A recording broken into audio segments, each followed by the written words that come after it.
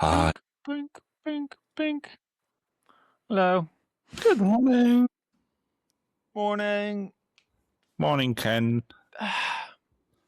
I'm just Ken.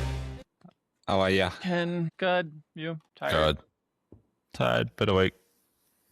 Toddler woke up at 4 a.m. Yours, mine. You don't have. It's yours still a toddler. Jesus. Rounding to 3, I guess. I don't know when that ends. Is 2 Yeah, at I the think end? No, I don't know. That's definitely still. That counts in my book. I guess he doesn't toddle so much anymore. He's very sure about his walking. So much so that he's a menace, What's your sleeping at the office status? I was at the office last night. Yeah. Just getting jobs ready for delivery run this morning. I'm gonna take my big 7-year-old toddler to work with me. She's gonna be my delivery assistant. She stayed there with you? Or are you just gonna pick her up? I'll pick her up on the way out. So yeah, I was up late packing orders. It was fun actually. Had a nice evening. Put some tunes on. Assembled some drawers. Bundled some shelves. I'd kind of forgotten that the workshop has big speakers, and because I just don't use them. I think about that sometimes too myself. Yeah, it's kind of nice when there were no machines running, so it was just like bundling and just like neat little assembly tasks to do at my new dispatch station. So it was all pretty pleasing. I have to ask you if this seems to be a pattern and you don't want to hire somebody, but yet you kind of need more help, and now you're suffering to do it yourself. I'm glad you've observed that. I think my partner trigger goes on beep beep beep beep. This can't be good. Like if I was staying at the shop, I'd be like one night a month. I'd get away with that. Ah, right. I see what you mean. Yeah.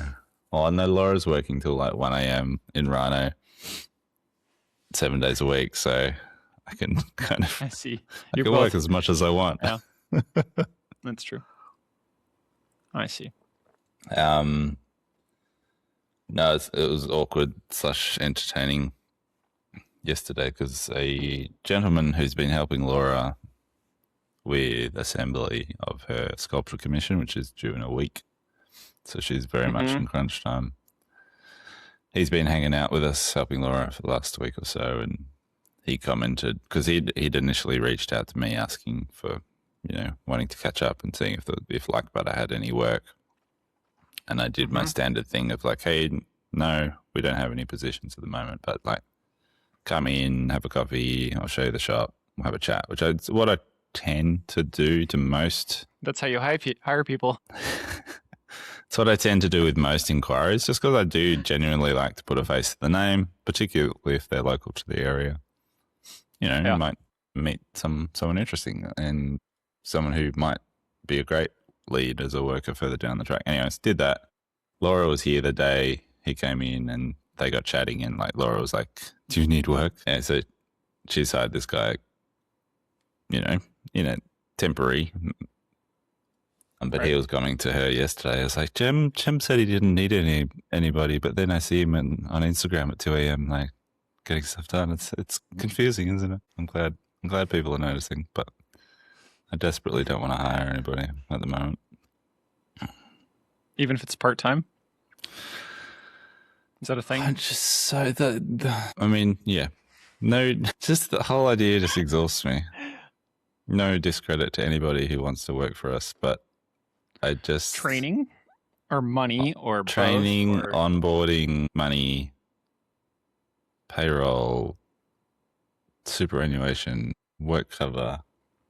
Just, yeah. Don't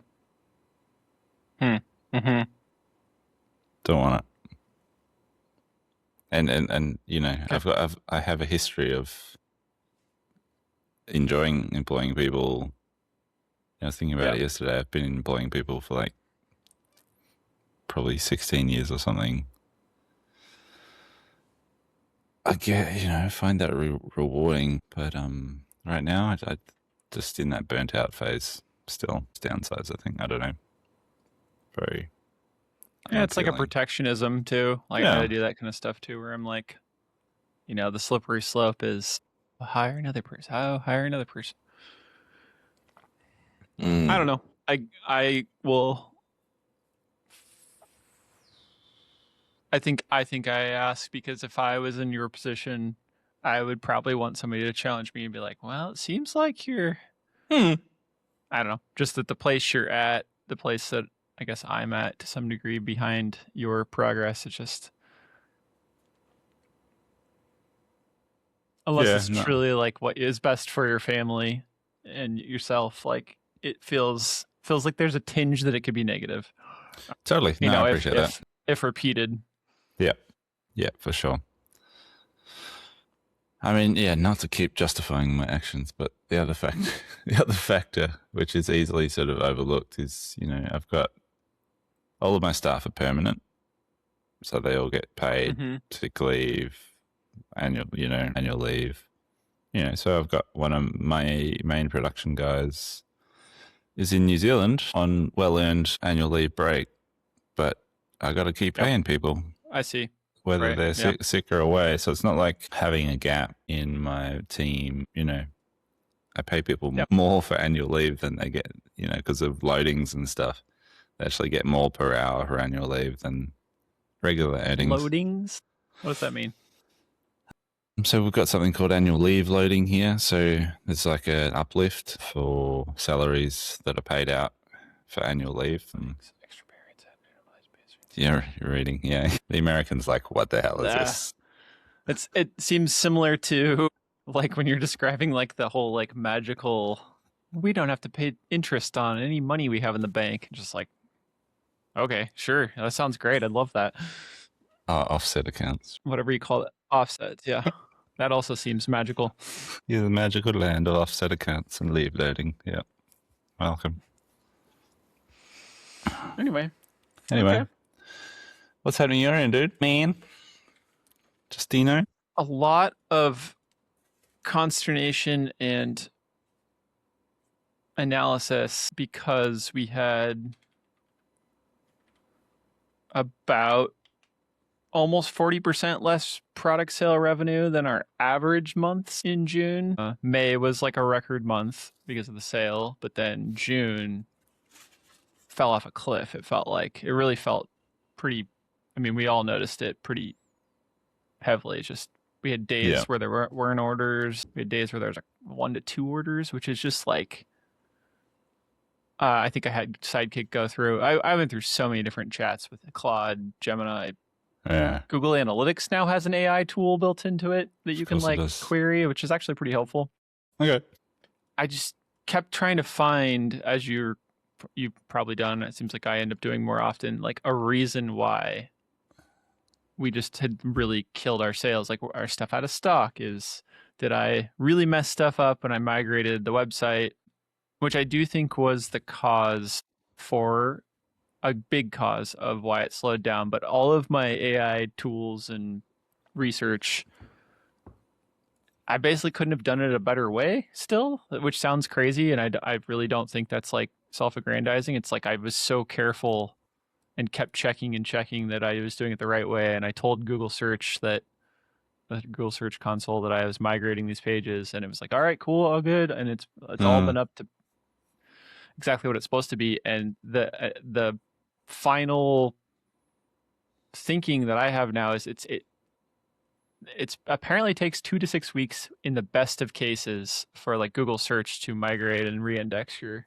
new site when you change domains. I've heard this, which is brutal when you're Isn't in the it? middle of it, because it feels like everything's gone.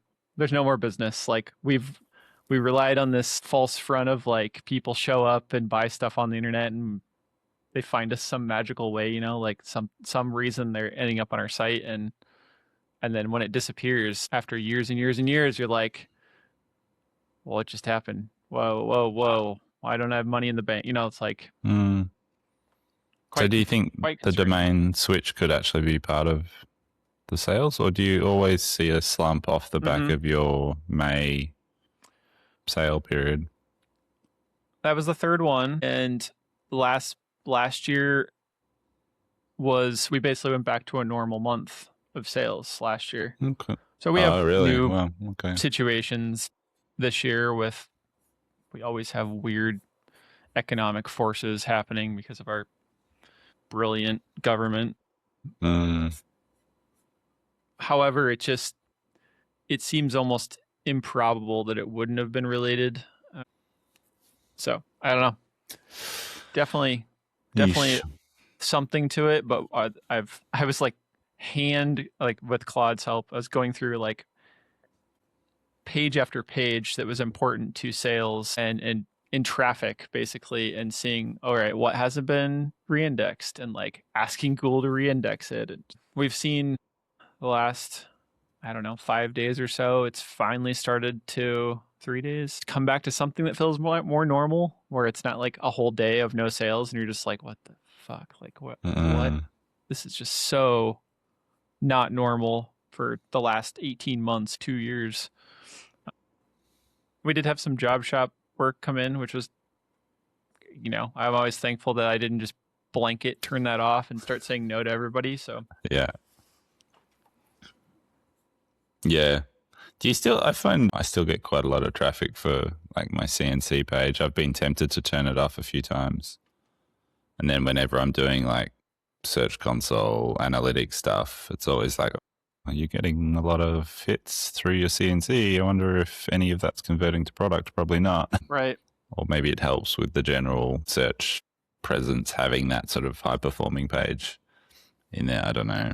yeah, which is a big reason I was concerned for exactly what happened. And I'm seeing now the traffic start to slowly convert, and it'll take another, as long as we've had the business open as portlandcnc.com, it's going to take that amount of time, 8 more years before the internet probably unloads itself of those links. And it's redirected, but I'm just saying, like, there's so many reasons why those links exist on other websites, whether we've put them there or some crawler is like, oh, here's some digital download files you can get for a CNC, and they post our pages there, and it sits there forever, like it just never gets changed. And so that traffic keeps coming in, or like Pinterest links and just weird stuff, that once you make a thing on the internet, it lasts forever, right? It never goes away. So I kind of second guess changing the domain, but also it should be fine. Should have been a one-time dip, and we'll move forward and won't be Yep. Fingers crossed. the end of the world. Yep. It feels pretty terrible though when Yeah. No, just it's horrible exactly what we're feeling. talking about. You see the Friday distribution of Profit First, and it's just like a percentage of what what it normally is, and you're just like, what, why? I keep second guessing everything. Yeah. So No fun. I'm sorry. yeah, what did I do? What did I break? Yeah, and unfortunately, like as little business owners, I find that like my emotional state is just so closely linked to the bloody sales or bank balance that I see like night and day. Like I see the shift in my mood from between like things going well and things are hard, and had the flow on effects that has in my life, in family, and right. Unfortunately, yeah. Unfortunately, it's just the link is too bloody strong. Yeah. So it's hard. Yeah.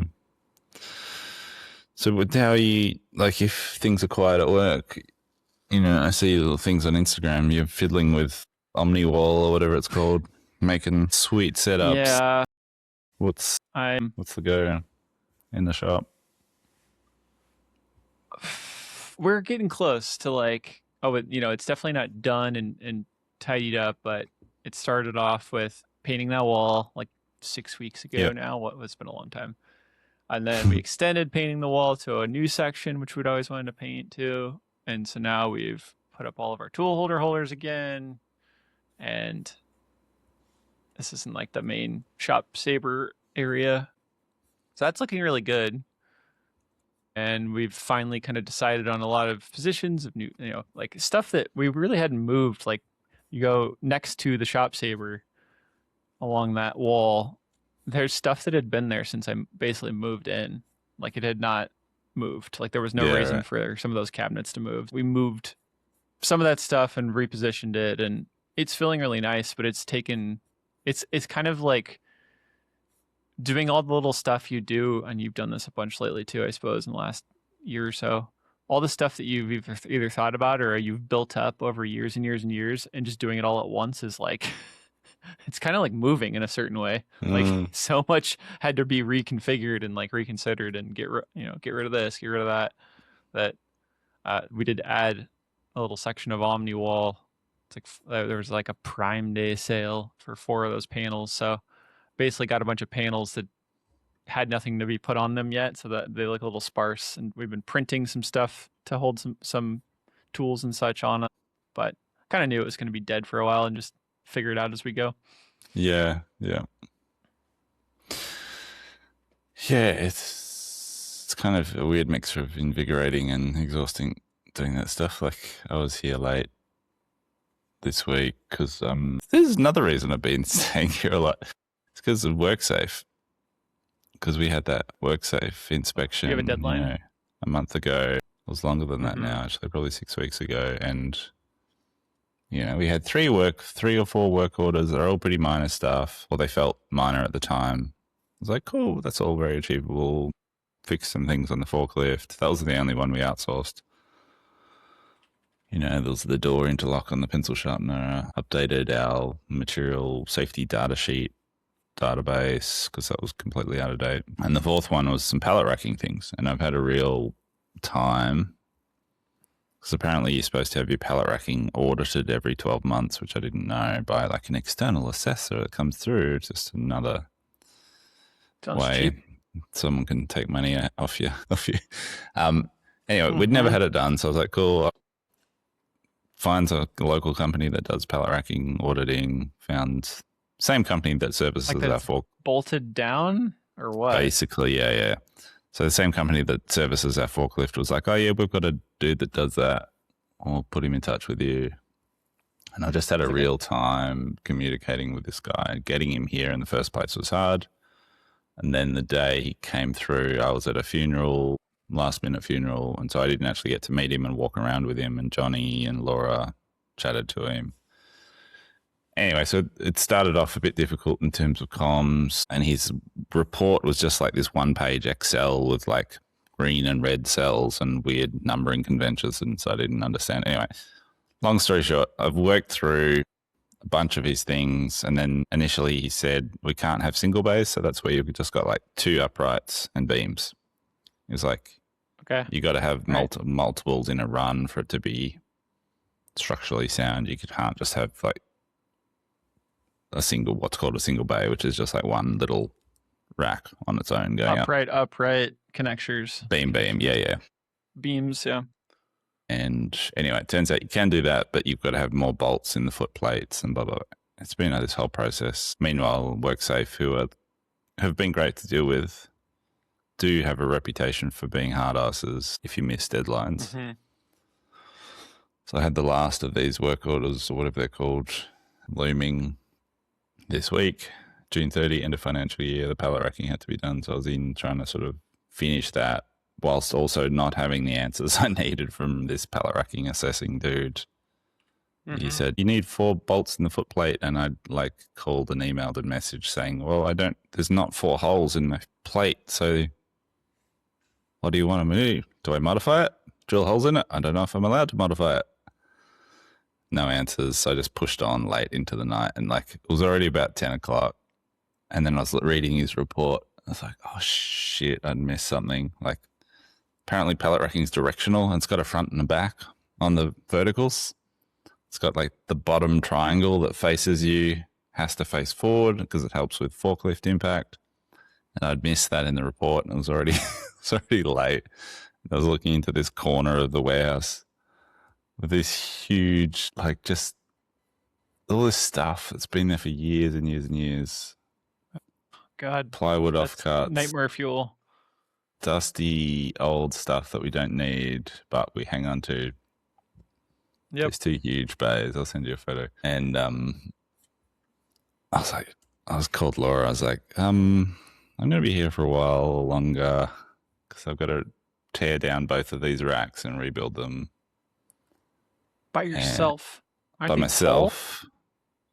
Yeah, they're 4.5 meters high. I just sent you a photo. What? How do you do that by yourself? Well, it's not safe. It's not safe. I'll tell you that. Thankfully, making it safer.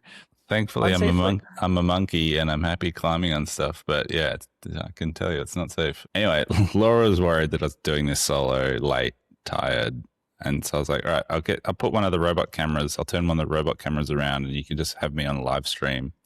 So you'll see me fall off the ladder at least. You can call emergency services. Yep.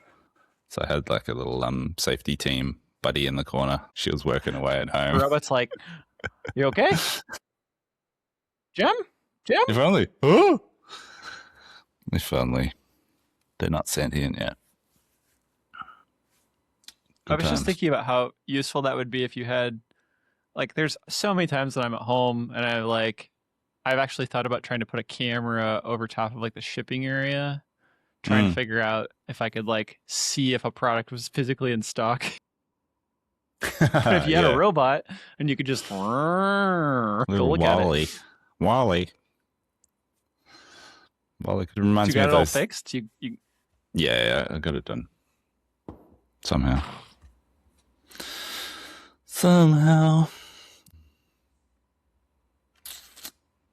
We're going to cut all of that out of the podcast, right? No, it's fine. When all the pallet racking got installed, like when we built the new shed, it was just clean, empty thing. And we actually employed a company to come in and install like the main wall of pallet racking. Those dudes were cowboys. Like they did it wrong. No, they didn't do it wrong. I did it wrong, rearranging stuff later. Those guys were just like, no ladders, no lifting equipment. They just climb all over it. So I think I just watched them do that day and was like, oh, that's how you do it. Cool. Okay. I had never put it up until we got like one rack. And at the time we had somebody working here that had put some together. And so I just kind of went with that. I guess I'll finish one little small thing on. Please. I don't have like a big thought yet on this like metal perforated panel, but I think because Saunders got OmniWall, it tipped me off to there being another type besides. There's this brand called Wall Control and one called OmniWall. And which one have you got? Wall Control is vertical slats on each panel. Sometimes they have pegboard holes. OmniWall has basically like a stencil looking square so that if you turn it either way, you can use it. You can reuse the panel if it's horizontal or vertical. And just some other stuff, like specifically that supposedly Wall Control, the pattern doesn't consistently go between panels. So like you'll be trying to like span across, they're only like 16 inches wide. So like 0.4, meters, 400 millimeters. Yep. And 400,000 millimeters. They just don't like pattern. So like if you have to get everything perfectly on one panel, and I was just like, that's stupid. I don't want that. So it kind of tipped me over into getting the OmniWall. And you pay a decent amount for like each little accessory. However, there's printable stuff, and we can also like just get some sheet metal stuff made that we want aside from that. So we've kind of done both. We have stuff on the shelf, and I like that it's like really clean and nice and looks good. And finally, like what I wanted, especially by the UMC, which got me into it in the first place, was like a place for everything, so that I kept having everything just on the worktop, and there was no other place around. And I'd go to like reach for a socket and be like, where do you go now? Yeah. So now there's a nice little place you can kind of put most things. Pleasing. Nice. Very pleasing. Yeah. As you know, I've been doing similar stuff with my little dispatch spaceship thing, Mm-hmm. the workstation, shipping station. And Yeah. I had that thing happen this week which I really struggle with. And this comes back to the employee conversation of like putting a lot of effort into a new tool or in this case, a new sort of environment for dispatch and shipping.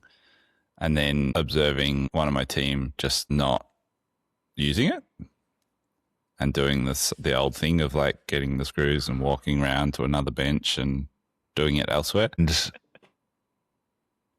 to be fair, there was a lot going on. Like Laura's sculpture was being processed on the bench immediately adjacent to the shipping station, which will become part of the shipping station once that job's done in a couple of weeks. Uh-huh. But I was just sitting here like at my computer trying to concentrate on a quote or something, and I was just like stewing on it. I know what you mean. Anyway. And like, how do you communicate it in a way that's like not like I'm micromanaging you? Yeah, exactly. Yeah. That's positive. And so I was like, no, get over yourself, Jim. Just go and have the conversation. As my old business coach would say, it's just a conversation. It's not negative. It's not positive. It's just a conversation. Yeah, sure. Anyway, I went and had a chat, and it was to do with spatial concerns. Like someone else was working right there in the same little space. I got it, but we're chatting about. It was like, cool. Okay, so that's not working for you now, but like, how do we make it work? Like, I want this to be a functional space for doing subassembly, like exactly what you're doing now, putting a drawer together. Got everything with arm's reach, blah blah blah, and we're chatting about it. And part of the issue is that this shipping station is not finished and it's still a work in progress. And so there's like 2 laptops and a coffee mug and a couple of clipboards and just that natural clutter that accumulates on any horizontal service in my life. Yep. And we're talking about, I was like, right, yeah, like it's not the vision I had, because there's stuff on that surface. I was picturing like when we get this working, like it would be just like clear, uninterrupted, flexible horizontal surface. So you could do this sort of subassembly work there, and all the tools and fixings are on hand. And there's more work to be done. So yeah, like it was a good conversation. It was a good chat. But I find that it kind of reminded me of the old days of me just getting frustrated, and it's kind of like why I gave up on lean completely for a long time, because I was just like, I was sick of trying to talk people around as to why it was a good idea. It took me, I want to say years, and Ricky's overlapped in some of those people since he's been here so long, but some people that just gave me somewhere between like they had experiences in the past where they didn't like lean, how it was being used, kind of like, you can easily go to this like corporate, like, oh, they're just trying to make more money. The bosses are trying to make more money. And there's some of that for me, but a lot of it's like, I really take the true, seemingly like Japanese, like it's better for the people. Like you want this like personal, it's nice that it works both ways. It works in a business efficiency sense. It works for usually like an economical sense of like saving steps. Like Ricky literally said to me, he's pulling out stuff out of that big new cabinet, the big blue cabinet. And he was like, God, this is just so nice. He's like, I can just turn around, grab, no steps. And I was like, that's our new motto, no steps. It's something that I'm always saying. And it's nice to like hear it like be a positive for him to be like, oh yeah, I see what you mean by no, we don't need to walk anywhere to do this. And I would always be talking about, well, if we change this versus, on that end versus this end, then we take less steps. And it sounds like I'm OCD, like, yeah. Are you counting your steps? How many steps was it? Not that we do that. It's just in a general sense. And that excites me, but I understand that doesn't excite everybody. And like I had an employee a long time ago who I should have let go much sooner than I did. Okay. It's like, hold on. No, old days of butter in Melbourne. Now? And they were the kind of person who would have a real trouble with me talking like in that sense. Like they would reject those concepts entirely of like, Yep. and come up with some smart ass way of responding to the fact that I was talking about, you know, I never had this conversation. I'm projecting of how that conversation would have went around. Right. We're walking too much to pack an order. And part of me is still burnt by that relationship and that. And I think what I do now is if there's any little sense of that, I project that that sort of worst relationship that I had in that sense and the pushback that I would have got from that person. I think I do a little bit of projection now. So if there's any sense of that from, you know, my team now, I just it puts me in that headspace of like, ugh. And I really struggle with it. So that, you know, but I think it's mainly in my head and stuff that I'm dealing with. Yeah, I've always had like a huge resistance to like this like corporate, that's the word I always in my head, like corporate, like systematic things of, you know, like if you have to follow something to a perfected state of like how the system works for the corporation, I'm always like, yeah, I don't want anything to do with that. And like, so I can get that from, and you know, also if somebody that isn't the boss or the owner walks into the situation and they don't know anything about it, I would assume almost always going to be like, well, what's this do for me? You know, like this is extra work for me, or like I talked about this before. It's really takes a lot of effort, at least for me, to communicate these things in a way that's, I just always feel like I'm trying my best not to micromanage. And if you get into that state with that relationship with that person, you're fucked. Like they're never coming back from. It's going to take a lot of work to come back from that. Like, oh, Justin just doesn't like anything I do. No, it's never good enough. You know, if you get to that place, which luckily, I think like one person who doesn't work here anymore, that was the relationship, and maybe that helped push me towards how it kind of works now. But there is something contagious about it once you get buy-in, I think. Even if it's you change the wording, like if the language doesn't work, it's like between teammates, it's like, well, you know, if you just move that bench over, you don't have to walk as much. You'll be less tired at the end of the day. You know, like hopefully that's enough. It's a slippery slope though, right? Because like, where's the line between some nice little lean manufacturing improvements and being a sort of extractionist tech bro who's just trying to like squeeze as much value out of a business as possible? Like, I understand that it is all ultimately, it's kind of all on the same spectrum somewhere.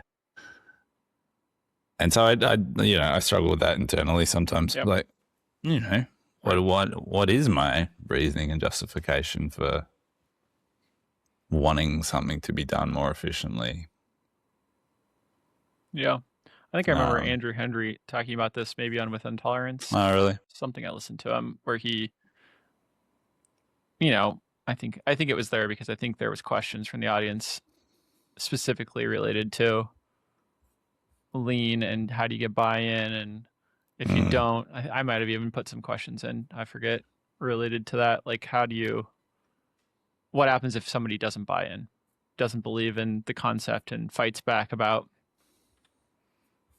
that situation. And I don't even think I remember what he said, but what I've internalized maybe from what he said and others and thinking about it is just like, at this point, I'm not going to say it drives our business, but it's like it's important enough that you probably won't be here very long if you don't try to contribute to improvements and safe working and morale and all those things. To me are kind of like the vibe. It's the vibe check of efficiency and care, that you can put the words lean on it if you want, but that's not really important to me. That it just helps label it sometimes. Yeah. You have something to call it. Yeah. Yeah. I've got something that I think we need to. Okay. We need to. No, we need to talk we about. need to buy. Oh, We need these hands. what the hell is As that? I was imagining you. You seen these little hands on No. sticks? We need to get these so whenever somebody's like not using the shipping desk right and they're walking, you can walk over and be like tap tap tap tap tap. You haven't seen this on social media? No. There's all these like videos of people using this, like, I don't know if they're for kids or what, but they're like little plastic hands on sticks, and people use them as like jokes to like point at stuff, and like it's funny, man. Funnier if you'd seen the memes, I guess. No memes. I had not seen that meme. Oh well. Mini retractable classroom pointer stick for teachers with telescopic finger grip from multifunction pens. Anyway, get some other stuff here. Do I? What did I drunk text the podcast notes hotline? Drunk text wall climbing 4-meter high pallet racks. Now. Let's not go there. Migrating away from cursor, whether that's yes, it's whether happened. that's gone as well as you did it. Oh, I did it.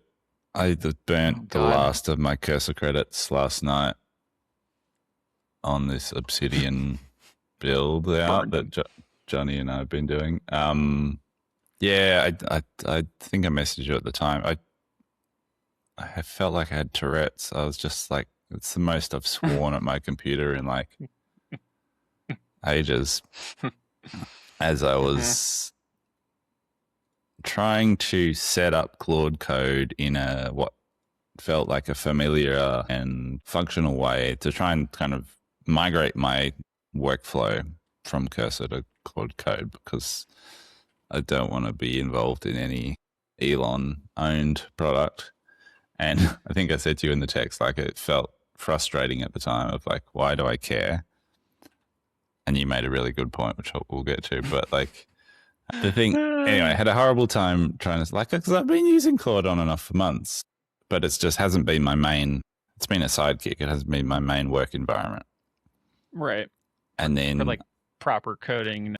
Yeah. So I did my final for lookups and I did my like big cursor migration of all my skills and folder structure and blah, blah, blah. I moved across. And then Johnny just texted me some like one-liner in Discord about like a feature request for Mission Control, which is our ERP.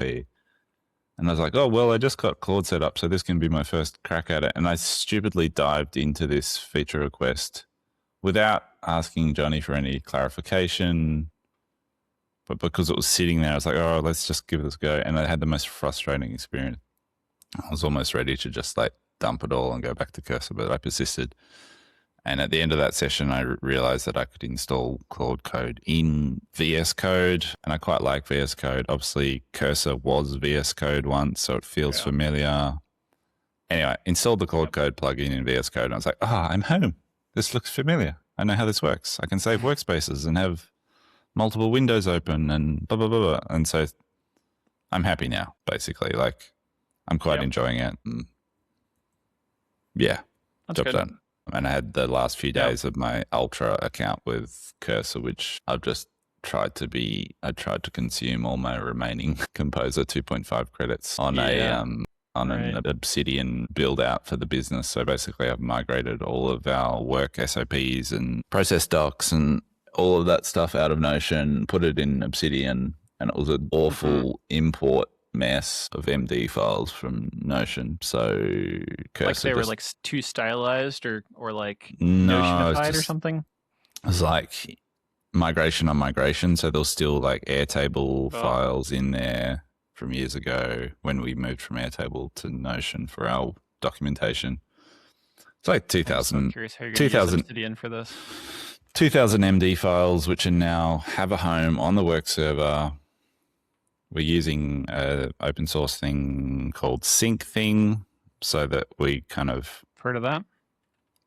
Everything's in one location, but we can all be accessing it via Obsidian on our individual computers, and that should manage conflicts and overwrites and stuff. Yeah, so I just let Cursor loose on like rebuilding all these MD files, not changing content, but just like making sure indexes were right and tagging was right, and making it into a functional knowledge base, basically. Right. So it looks pretty tidy this How- morning. Yeah. I have so many questions. How do you? I've used Obsidian for quite a while. Have you? They've like notoriously been known to not be very good as a team tool. So I know that they've been working on it. I actually listened to a podcast of the creator of it being interviewed, and they're talking about how they're making some team-based improvements. I didn't know if they were out yet or not. Interesting. So I'm Not curious that I've how seen. you plan to how you plan to use it. Part of the push came about yesterday because John mentioned how, like, because John and I are just like pushing software to GitHub like every single day of the week. Like, we're obsessed. Wearing GitHub out. And we're working together on stuff, and that's starting to get pretty confusing across multiple repos of things. And the more integrated and the more better are these tools get, the more they're talking to each other. Like John's machining workshop tools are talking to my ERP tools and blah, blah, blah. And it's getting quite confusing to manage. And it came up yesterday because John was talking about how he's using Obsidian just personally to manage his work. And he was like, I got an agent to just crawl our GitHub and just put in like, look at each repo and just make an MD file saying what it is and what it does and what it relates to. And he'd done one of those little Obsidian knowledge graph things, just showing the linkages between the repos. And he was like, this is actually, my agent's finding this really useful as a tool. When I'm making edits here, it knows how that relates to there. And so it's actually helping his Claude Code instance like work more effectively across multiple things. I was like, that's cool. I wish I had a copy of that. How do we share that? And he's like, well, I just send you the MD files. I was like, cool. But then as soon as one of us changes something, that sort of index becomes stale. Yep. I've already like got this whole Notion migration sitting on ice on the server, untouched, with the idea that this will become our work brain. How do we do that? And so I just left. I had the kids yesterday. I just left into it and said, hey, can you just set up this environment so we can all access it? Do whatever you need to do. Yep. And he set up the sync thing stuff, and then we'll add a Cloudflare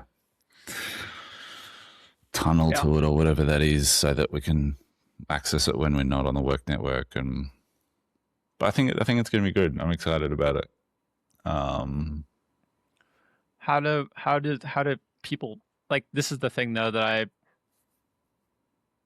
I've never been like a pro user of it. I use it to like take notes and keep track of stuff personally, very sporadically. I'm kind of like one of those places that you and I have that just things go, and maybe it's the place I wrote down the note. I don't know. And I don't know how like what the user interface would be to, especially somebody that doesn't do the editing. How do they view it? How are they viewing a document? Okay, so the current plan is, I think I'll just, the shipping station, for example. Oh, no, everyone's got their own computer that they use in the business. So I think everyone will just have Obsidian installed on their Mac, on their MacBook, and it's using the sync thing to the central source on the server. Yep. So you open Obsidian, you open the LB vault, and there's a clear like start here sort of index, and you just click in there and you can immediately hit search and look for what you're looking for, or you can click through the app. into. Okay, it's not like a front end design. Yeah, I mean, if the app proves to be really difficult, then we'll spin up a front end for it. But at this stage, plan is to use the app. Okay. Just curious. I'm not being critical. I just was mostly trying to figure out like how you would. I hadn't conceived of how you would do that, and I've looked into it in the past in periods and times when we were, jumping between like fresh test to something else, and where do we put SOPs and stuff like that. So I have up Gems. What looks like when you're setting up an Apple Watch, it looks like the identification thing. You know what I'm talking Yeah, it about? does Like too. when you have that little spinning thing you scan with your phone. It's the what do they call it? Basically a mind map of all of your documents and how they interrelate, which is kind of cool. That was always one of their like visual things about Obsidian that like I think draws people, and it's like It does. It a drew me in. visual interest magnet for people that may be interested in it. It's like, oh, that's a cool little thing, but it's That's kind of cool. useless. So if you flip to the next image, you'll see like the immediate dashboard that you see when you open it as a staff member, in terms of just those starting point. Yeah, Yeah, because I want this to be frictionless and not like, oh my god, Gem's changed at the location of our SOPs again. What the hell? What the hell, all Gem? those QR codes are broken. Fuck. Oh, I forgot about the QR codes. Oh no. Anyway, Yeah, it's interesting. That's that. I'll be curious to see how it goes for you. My toe. Yeah. Stop. Yeah. Stop. Amateur. What else you been noodling with, Mr. Mayor? I thought that was Gem's got like a Burger King hat on in America. Been watching soccer. Americans are just still doing great, which is shocking. Really? Whoa. Yeah, we won again yesterday. Jeez. What else? I don't know. We've been working quite a bit on just a lot of internal process stuff and like improving the shop, and we've now won a few jobs, so we're actually getting into like, all right, we got to get back to making things other than, it's like a weird thing about being a product-based company is sometimes you make a lot of stuff and sometimes you don't make a lot of stuff. It's like we haven't had to like produce things in-house. So between shipping products and, I mean, I launched one product, Cat 40 keyless drill chuck. Have you ever used keyless drill chuck? The martini mixer. I saw that. Yeah, right. I was trying to make some like images because I do this often where I don't have the product in hand. I'm at home. Yeah. And I'm like, oh, I want to make some more marketing images. So I was like, well, I got the thing. Maybe I can get, a nice, very accurate or basically realistic rendering from like an AI tool. And I asked it to lay the tool holder down and put a drill in it. And I sent it to Gem because I think I said, put it at an angle. And it literally took that and put the drill in the end of the drill chuck at an angle. And it looks like a martini mixer.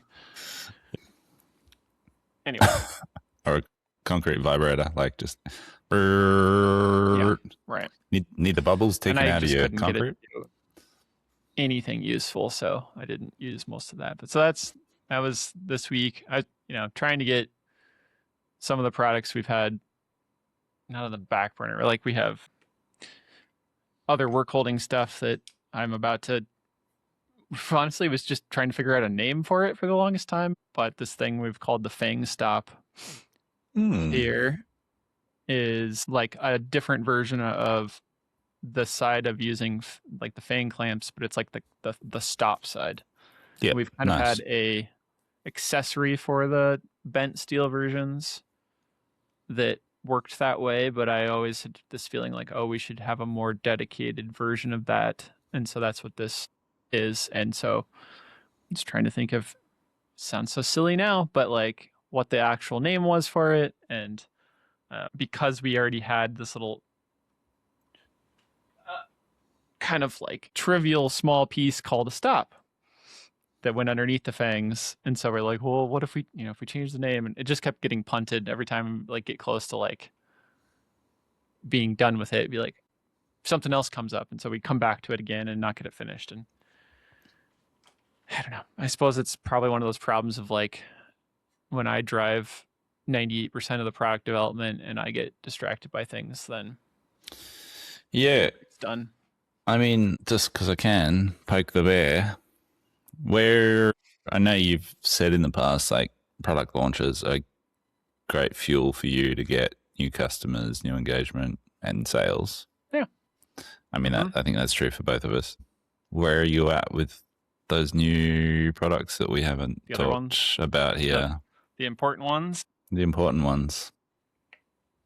Well, the reason that I hired our shop coordinator, more or less, I haven't made a lot of progress, honestly, and it's been pretty frustrating. I've definitely got down on myself a few times about like how much I have neglected to finish those, what I perceive to be pretty valuable products. Mm. And some of it's for not knowing. Some of it's that it's sounds silly too, but it's like made out of steel and it's like a work holding tool that needs some decent precision, made on a metal mill, that I just need to spend the time to learn how to do right, I guess, and like be good at it. So I haven't prioritized it, basically. I mean, they're good excuses, but they're still excuses, aren't Sort of. Not for how long it's been. the hard ass business coach in me would be like, why are you faffing around with OmniWall? Get that R&D done. I will say that other than the one by the UMC, I did just hand it to Ricky and go, here you go. Awesome. The one in the Shop Saber shop, I have not messed around with. But yeah, no, there's been a lot of. I was walking through the shop yesterday towards the end of the day, and I literally just said out loud to Ricky, I'm just procrastinating. What the fuck else am I, like, oh, there's another thing I should not work on right now. Yeah. But another feeling.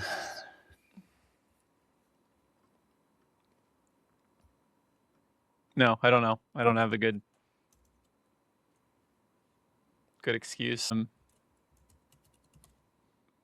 Cool. Next week, every week I walk into the week and I do this thing where I'm like, this is the week. I'm going to put this, I'm going to get huge progress on this significant product that we're going to release. And then Yeah, I get it. All right. Oh, well.